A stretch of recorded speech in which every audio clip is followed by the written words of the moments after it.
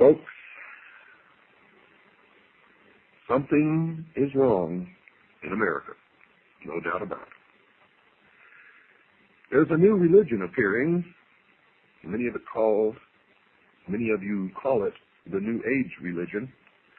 And it appears to be the exact opposite of the Old Age religion, meaning the religion of the Jews and the Christians. It's not really that different. I've studied it. I've talked to people who practice it. They claim it's not a religion, but it is. Christ has ceased to become a man, the Son of God, the actual manifestation of God in the flesh on earth, and has become the consciousness, the Christ consciousness. And anyone can be Christ if they have this Christ consciousness in the New Age religion. Now, these are the two religions, the Christian religion and the Jewish religion, that set the United States on its course, because these religions taught that mankind had some basic human rights. They held that the family was the basic unit in all of the world. They believed in the right to private property. They believed in the unalienable, which is defined as being incapable of being surrendered, right to life. They held that each person had the right to worship their God, and they held that all had the right to freedom of association, as shall be so disclosed during this series. These positions were deemed to be self-evident by those who wrote the American Declaration of Independence and the Constitution, and became the cornerstones of the American civilization. The term self-evident, folks, means that these human rights were not worthy of debate because they stood on their own simply because they were true. They could not be debated because they were creator endowed by God. Yet, folks, today these cornerstones of American life are no longer self-evident to many. They are being publicly discussed. People and organizations are now debating whether an individual has the basic human rights to life, liberty, and property. There's a great danger in this. Friedrich Wilhelm Nietzsche, a German philosopher and one of the teachers of many of the world's leading communist revolutionaries and international socialists, put the argument quite succinctly in this statement, quote, "I condemn Christianity. I raise against the Christian church the most terrible of all accusations that any accuser uttered. It is to me the highest conceivable corruption," unquote. Remember, the priests, the initiates of the mystery schools, believe that Christianity is a corruption of the mysteries, the worship of Lucifer, represented by the sun, the light, Osiris.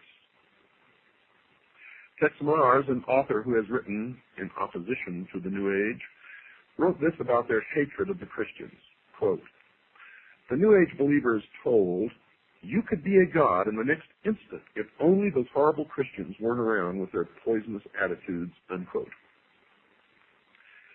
That thought was illustrated by another of the important New Agers, David Spangler, who wrote this in his book entitled Reflections on the Christ. Quote, "We can take all the scriptures and all the teachings and all the tablets and all the laws and all the marshmallows and have a jolly good bonfire and marshmallow roast because that is all they are worth," unquote. So the New Age, like the Masons, feel that Christianity is the enemy, a force to be countered, not by open debate, but by contempt and ridicule, and as shall be illustrated later, by even murder. And remember, the source of the New Age movement is the order of the Freemasons. Other parties wish to join the debate. In 1911, the Socialist Party of Great Britain published a pamphlet entitled Socialism and Religion, in which they placed their position about religion into the arena. Quote, "It is therefore a profound truth that socialism is the natural enemy of religion. A Christian socialist is in fact an anti-socialist. Christianity is the antithesis of socialism," unquote. So the socialist, the New Ager, and the Mason have declared war on the Christians. And as in every war, the enemy must be defeated even by bloodshed if necessary. This war has deep roots in history, and I will cover those roots so that you will understand it perfectly where this came from. This war is no different. Bloodshed is anticipated by all parties in the battle.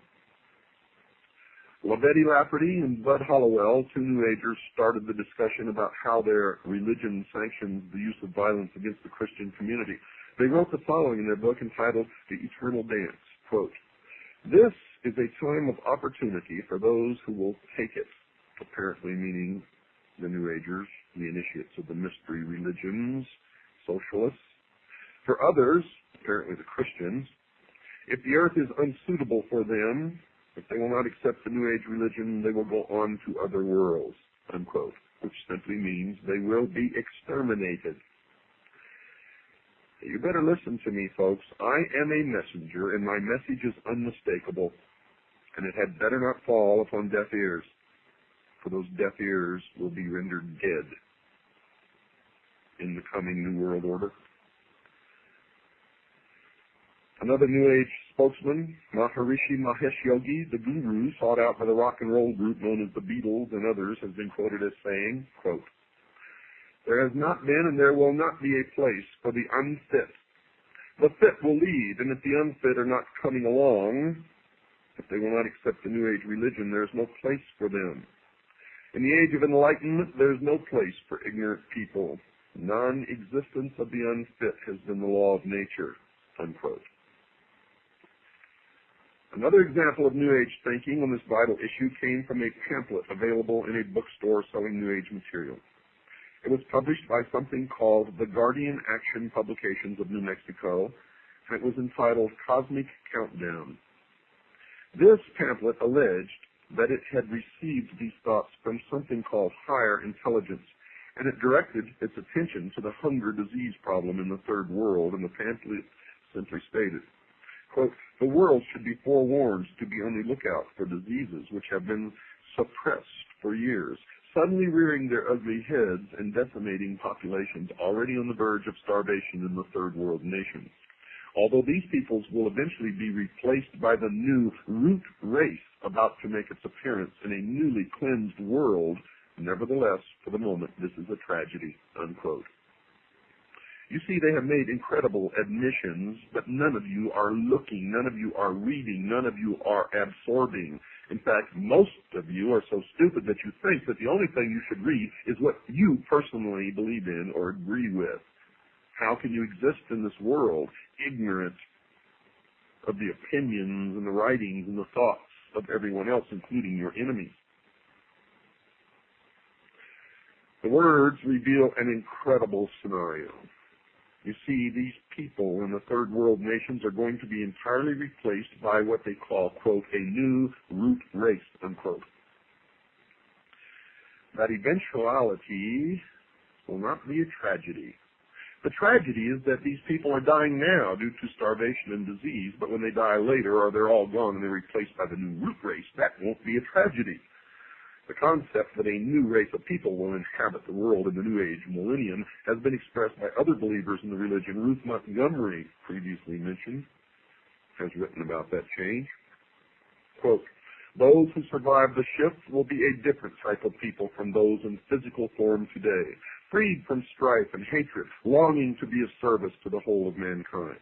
The souls who helped to bring on the chaos of the present century, apparently the Christians and the Jews, will have passed into spirit to retake their attitudes," unquote.